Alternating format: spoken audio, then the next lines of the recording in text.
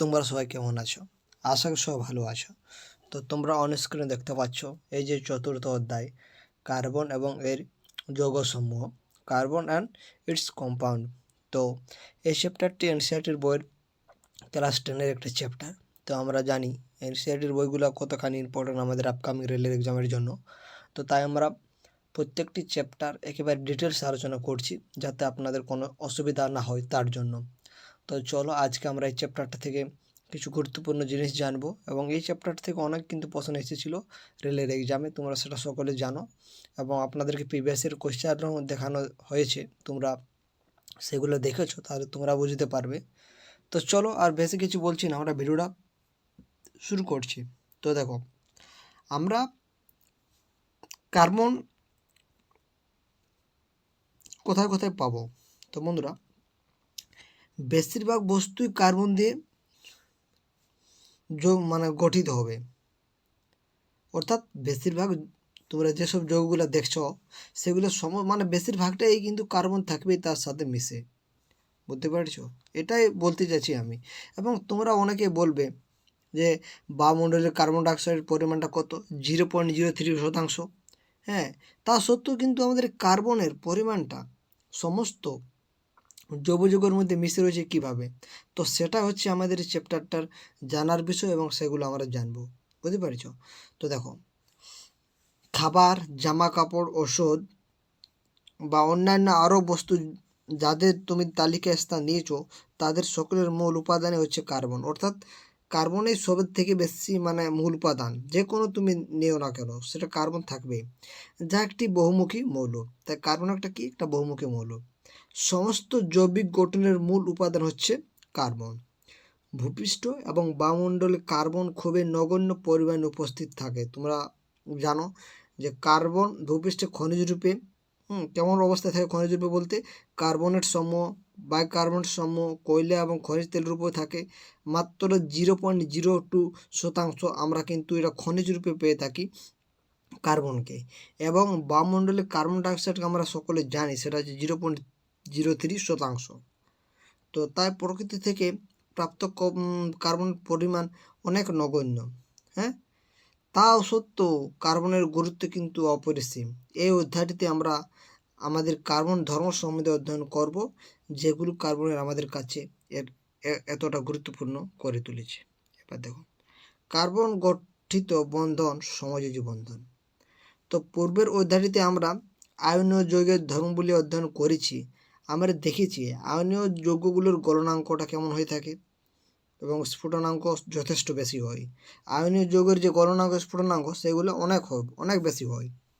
এবং দ্রবীভূত অবস্থায় বা গলিত অবস্থায় তড়িৎ যখন আমরা সেই আয়নীয় যৌগগুলোর মধ্যে যখন পাঠাবো, তখন অবশ্যই সেই আয়নীয় যৌগগুলোর মধ্যে দিয়ে তড়িৎ নিমিষেই পরিবহন করতে পারে। এই হচ্ছে ব্যাপার। এবার আমরা দ্বিতীয় অধ্যায়ে আমরা দেখেছি যে বেশিরভাগ কার্বন গঠিত যৌগ তড়িতের সুপরিবাহী, বুঝতে পারছো? এটা আমরা দেখেছি। এই দেখো, এখানে যৌগ দেওয়া আছে, দেখো অ্যাসিটিক অ্যাসিড, এখানে তোমরা দেখতে পাচ্ছ গলনাঙ্ক কত দেওয়া আছে, 290 কেলভিন, স্ফুটনাঙ্ক 391 কেলভিন। হ্যাঁ, ক্লোরোফর্মে দেখতে পাচ্ছ, ইথানলও দেখতে পাচ্ছ, মিথেনও দেখতে পাচ্ছ। তো এই হচ্ছে ব্যাপার। এবার দেখো, তোমাদের যেটা জানতে হবে, তো দেখো কার্বনের যদি আমরা পরমাণু ক্রমাঙ্ক জানতে চাই, তো এটা তোমরা সকলেই জানো যে কার্বনের 6 হচ্ছে পরমাণু ক্রমাঙ্ক। এই 6 পরমাণু ক্রমাঙ্ক, কার্বনে যখন আমরা ইলেকট্রন বিন্যাস করব, তখন সর্ববহিষ্ঠ কক্ষ সেখানে কটা ইলেকট্রন থাকবে? প্রথমটাতে 2টো থাকবে, তারপর দ্বিতীয়টাতে কত থাকবে? 4টে থাকবে। তাহলে আমরা বলতে পারবো যে কার্বনের সর্ববহিষ্ঠ কক্ষে 4টি ইলেকট্রন থাকবে। এই 4টি ইলেকট্রন গ্রহণ বা বর্জন করার প্রয়োজন হয়। কার্বনকে যদি ইলেকট্রন গ্রহণ বা বর্জন করতে হয়, তবে কি হবে? ধরো 4টি ইলেকট্রন গ্রহণ করে কার্বন দেখতে পাচ্ছ C4- আয়ন গঠন করবে, কিন্তু কার্বনের নিউক্লিয়াসে 6টি প্রোটন থাকায় এর পক্ষে 8টি ইলেকট্রনকে ধরে রাখা, অর্থাৎ 4টি অতিরিক্ত ইলেকট্রনকে ধরে রাখা অনেক কষ্টকর হয়ে যাবে কিন্তু যখন এই C4- হবে তখন। আবার যখন 4টি ইলেকট্রন বর্জন করলে কি হচ্ছে? Ca+ কেটায়ন গঠিত করবে। 4টি ইলেকট্রন বর্জনের এই প্রক্রিয়া সংযোগ করতে হলে বিশাল পরিমাণে শক্তির কিন্তু প্রয়োজন হচ্ছে। এর ফলে কার্বনের যে কেটায়নটি পাওয়া যাবে তার নিউক্লিয়াসে 6টি প্রোটন থাকবে, যারা মাত্র 2টি ইলেকট্রন ধরে রাখবে। তো এই হচ্ছে ব্যাপার। সেরকম আর আমরা এখান থেকে কিছু ডিটেলসে যাচ্ছি না, আমরা যেগুলো ইম্পর্টেন্ট সেগুলো আমরা আলোচনা করব। এবার দেখবে তোমরা বিভিন্ন, দেখো এখানে তোমরা দেখতে পাচ্ছ হাইড্রোজেন কেমন বিক্রিয়া করছে। তোমরা দেখো অক্সিজেনের ক্ষেত্রে, দেখো এই দেখো অক্সিজেনের ক্ষেত্রে আমরা দেখতে পাচ্ছি কি 2টো অক্সিজেন পরমাণুর মধ্যে দ্বিবন্ধন গঠিত হচ্ছে। হ্যাঁ, এর কক্ষের 6টি ইলেকট্রন বর্তমান থাকে অক্সিজেনের। হ্যাঁ, তা অষ্টকপিত করার জন্য আবার 2টো ইলেকট্রন দরকার, তাই সে দ্বিবন্ধন তৈরি করে দিচ্ছে। এরকমভাবে করা হয়, তাহলে অক্সিজেনের 2টো পরমাণু দ্বিবন্ধন হচ্ছে। এবার নাইট্রোজেনের ত্রিবন্ধন উপস্থিত থাকে। তোমরা দেখতে পাচ্ছ, কারণ যদি নাইট্রোজেনকে আমরা ইলেকট্রন বিন্যাস করি তাহলে কত হবে তোমরা বলবে? 7 হবে ইলেকট্রন। অর্থাৎ 7 কি মানে 7, তার কি পারমাণবিক ক্রমাঙ্ক 7। তো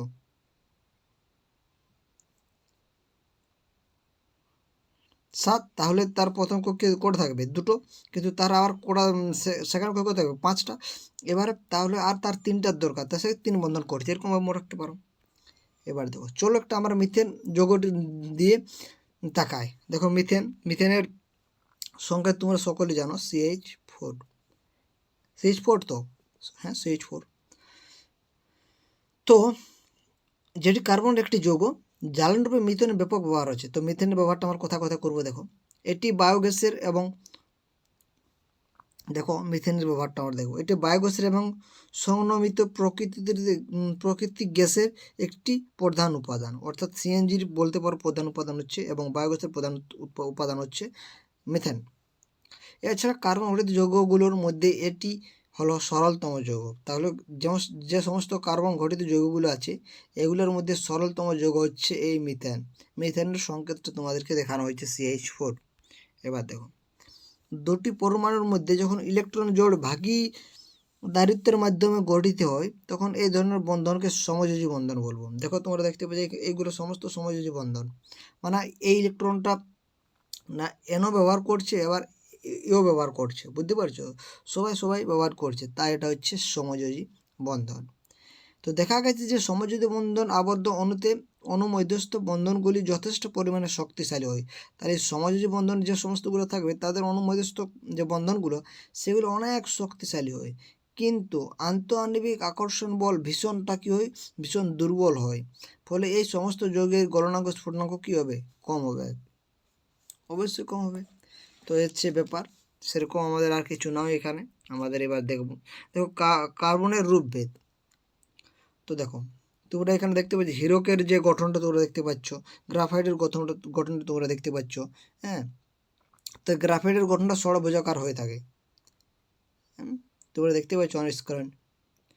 হ্যাঁ, এবার দেখো আমরা এখান থেকে যেগুলো পড়বো সেগুলো ইম্পর্টেন্ট। এদের রাসায়নিক ধর্ম কিন্তু এই যে হিরো, গ্রাফাইট, তারপরে তোমরা দেখতে পাচ্ছ বাক মিনিস্টার, এগুলো সবেরই কিন্তু রাসায়নিক ধর্মটা একই। জ্ঞাত পদার্থগুলোর মধ্যে হিরক হলো সর্বাধিক শক্তি পদার্থ। সবথেকে শক্তিশালী পদার্থ হচ্ছে হিরক, কিন্তু গ্রাফাইট হলো নরম এবং পিচ্ছিল পদার্থ। তাহলে গ্রাফাইটের ধর্মটা কেমন? নরম বটে, তার সাথে সাথে পিচ্ছিল বটে। তাহলে পূর্বের অধ্যায়ে তোমরা যে সকল অধাতু সম্বন্ধে পড়েছ তোমরা জানো গ্রাফাইট কিন্তু তাদের মত নন, এবং এটি তড়িৎ সুপরিবাহী। বিশুদ্ধ কার্বনিক উচ্চ চাপে এবং উচ্চ উষ্ণতা উত্তপ্ত করলে কৃত্রিমভাবে হীরক সংশ্লেষ করা হয়ে থাকে। কৃত্রিমভাবে তোমরা যদি হীরক বানাতে চাও তাহলে তোমরা কার্বনকে উচ্চ চাপ দেবে এবং উচ্চ উষ্ণতা দেবে, তাহলে আমরা কিন্তু হীরক বানাতে পারবো। সংশ্লেষিত হীরকের আকারটা ছোট হবে, কিন্তু এরা দেখতে হুবহু কিন্তু হীরকের মতনই হবে। কার্বনের বহুরূপতার অন্য আরেকটি শ্রেণী হচ্ছে ফুলারিন সমূহ। তো সর্বপ্রথম যে ফুলারিনটিকে শনাক্ত করা গিয়েছিল সেটা হচ্ছে C60। তো তোমরা এগুলো মনে রাখবে যে প্রথম যে শনাক্ত করা গিয়েছিল যে ফুলারিনটি সেটার নাম C60। অবশ্যই এটা ইম্পর্টেন্ট, আপনারা নোট ডাউন করে নিতে পারো। যার মধ্যে কার্বন পরমাণুগুলি একটি ফুটবলের আকারে বিন্যস্ত থাকে। তাহলে ফুটবলের আকারে বিন্যস্ত থাকে C60। এটা অনেকটা দেখতে ভগ্নির গম্বুজের মতো হয়। তো এই হচ্ছে ব্যাপার। সেরকম আর আমরা এখান থেকে কিছু পড়ছি না, আমরা স্কিপ করে চলে যাচ্ছি পরে। কার্বনের আমরা বহুমুখী চরিত্র দেখেছি। তো কার্বনের আমরা দুটো বৈশিষ্ট্য নিয়ে আলোচনা করব। তো সেগুলো দেখো কী কী। কার্বন পরমাণু অন্য কার্বন পরমাণুর সাথে সমযোজী বন্ধনের মাধ্যমে যুক্ত হওয়ার বিশেষ ক্ষমতা রয়েছে বলে এত বিশাল সংখ্যক কার্বন ঘটিত যৌগ পাওয়া যায়। কার্বনের এই বিশেষ ক্ষমতাকে বলছি ক্যাটেনেশন। তাহলে ক্যাটেনেশন কোনটা?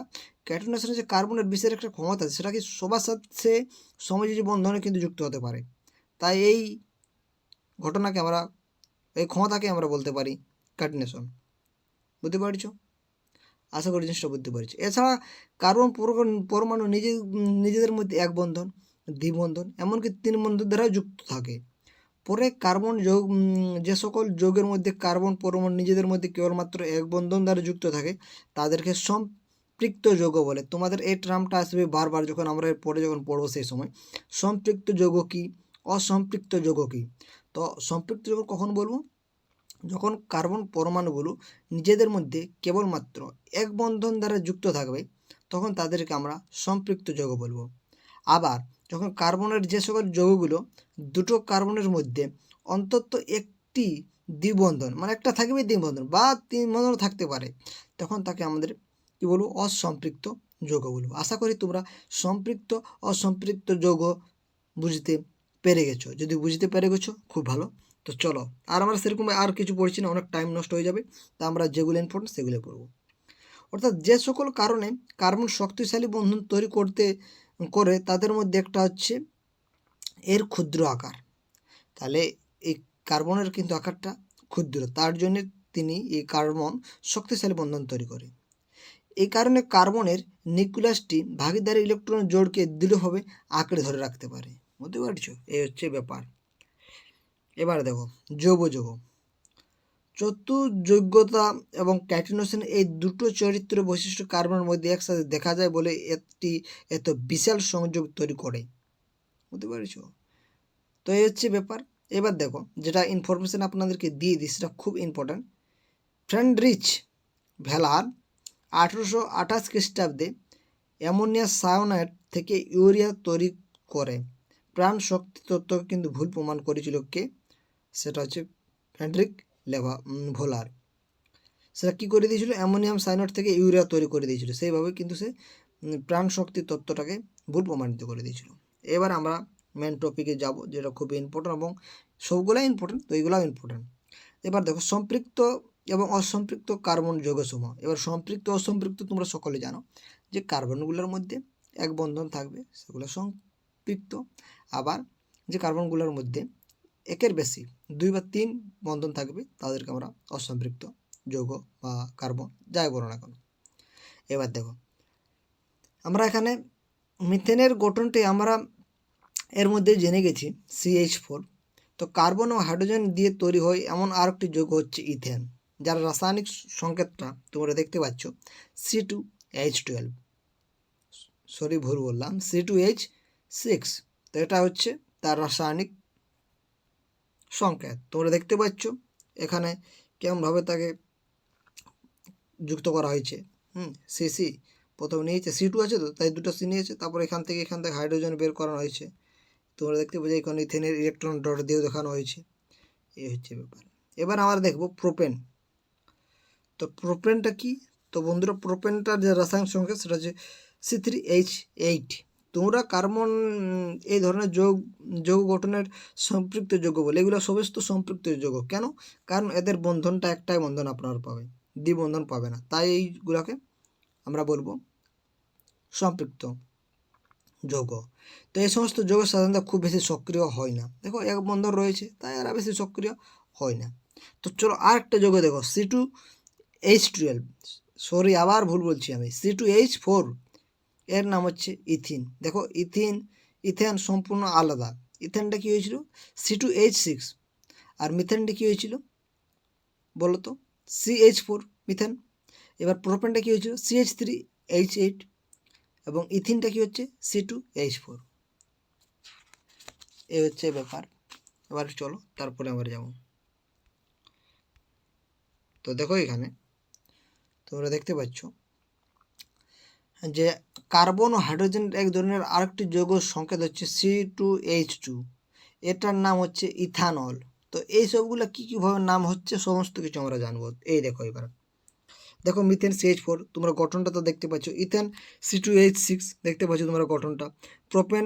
তো এগুলো মনে রাখার কী নিয়ম, তো দেখো মিথেনে এখানে কার্বনের যে পরমাণু সেটা 1 রয়েছে, ইথেনের 2, অর্থাৎ ইথে যখন আসবে কথার তখন 2 হবে কার্বনের সাথে, আর প্রোপেনের 3 হবে, বিউটেনের 4 হবে, পেন্টেনের 5 হবে, হেক্সেনের 6 হবে, এরকমভাবে মনে রাখতে পারবে। অর্থাৎ মিথেন, ইথেন, প্রোপেন, প্রো মানে 3, বি মানে 4 করবে, পে মানে 5 করবে, হে মানে 6 করবে, ই মানে 2 করবে, এরকমভাবে মনে রাখতে হবে। বুঝতে পারছো, যে কোনো নাম দেখ এরকম আপনারা দিয়ে দেবে। ধরো বললো হেক্সেন, তাহলে হে মানে কি আমরা 6 মনে রেখেছি, তাহলে অবশ্যই কার্বনের সাথে আমাদের 6 হবে। এই হচ্ছে ব্যাপার। চলো আর আমরা সেরকম কিছু বলছি না।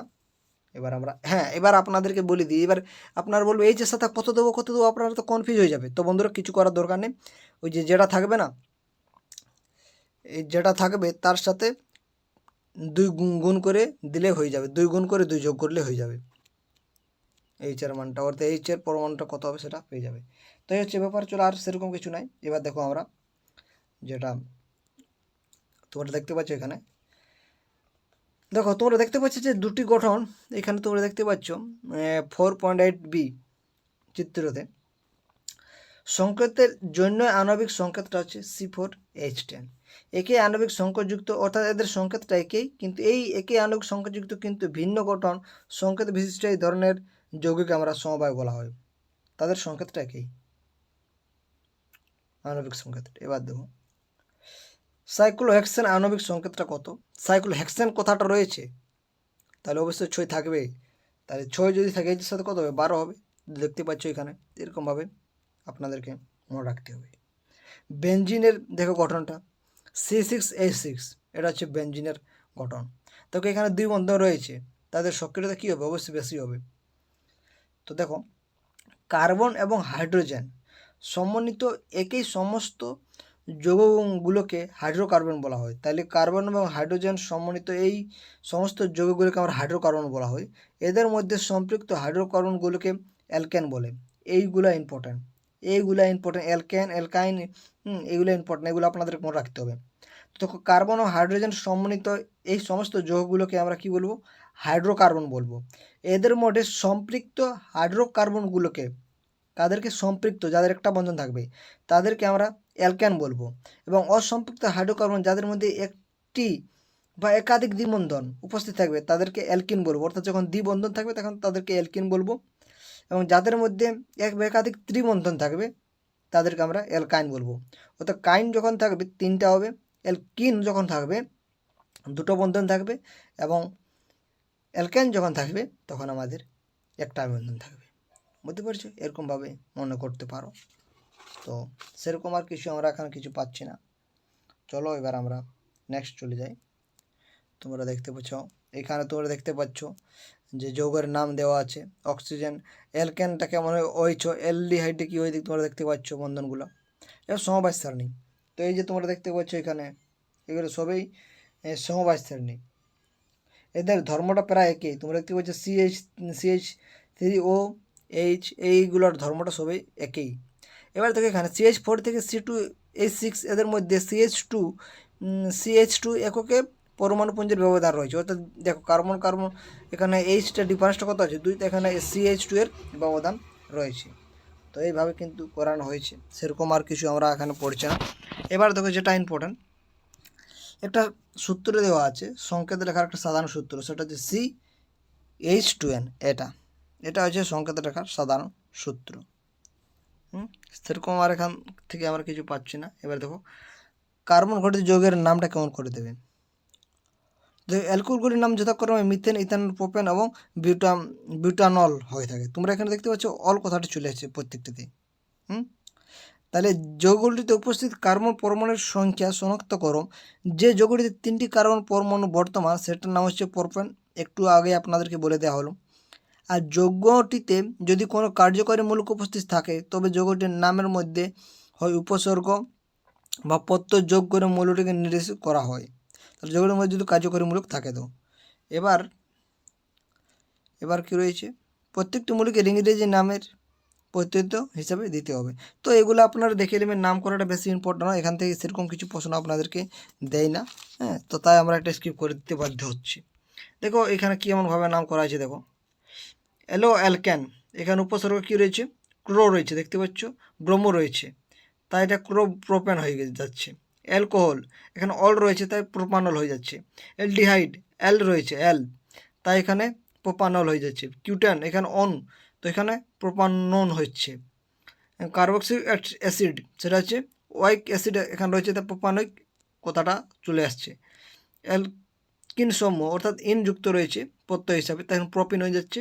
অ্যালকান সমূহ প্রত্যয় হিসাবে আইন রয়েছে, তাই প্রোপাইন হচ্ছে। তো এইভাবে কিন্তু নামকরণ হয়। তো নামকরণটা বেশি ইম্পর্ট্যান্ট নয়, বেশি ইম্পর্ট্যান্ট আপনাদের যেটা সেটা আপনাদেরকে বলে দিচ্ছি। এবার দেখো আপনাদের দহনটা কী হচ্ছে, কার্বন সবগুলো বহুরূপী অক্সিজেন সাথে দহন বিক্রিয়া সংঘটিত করে কার্বন ডাইঅক্সাইড উৎপন্ন করে এবং সাথে সাথে তার শক্তি উৎপন্ন করে। তোমরা দেখতে পাচ্ছ বিক্রিয়াটা।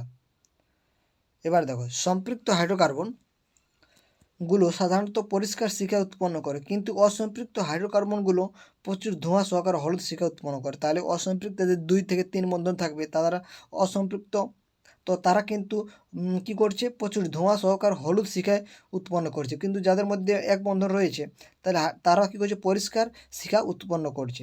বাড়ি ঘরে যে গ্যাস কেরোসিন স্টোভ ব্যবহৃত হয় তাদের মধ্যে বায়ু প্রবেশের জন্য স্থান থাকে, যাতে করে পর্যাপ্ত পরিমাণ অক্সিজেন সমৃদ্ধ মিশ্রণ দহন সংঘটিত হয় এবং পরিষ্কার নীল শিখা উৎপন্ন হয়। এই হচ্ছে ব্যাপার। তো আমরা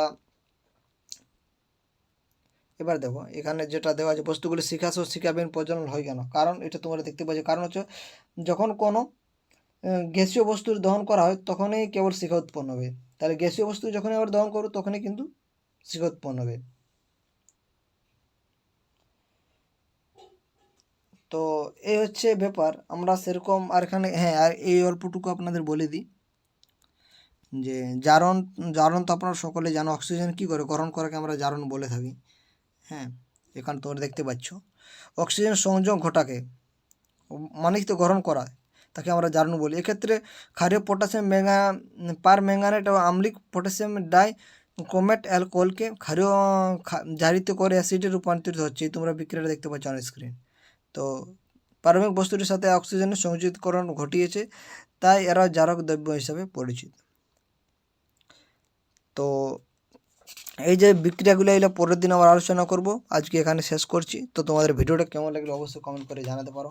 তো বন্ধুরা ভিডিওটা শেষ পর্যন্ত দেখার জন্য অসংখ্য ধন্যবাদ।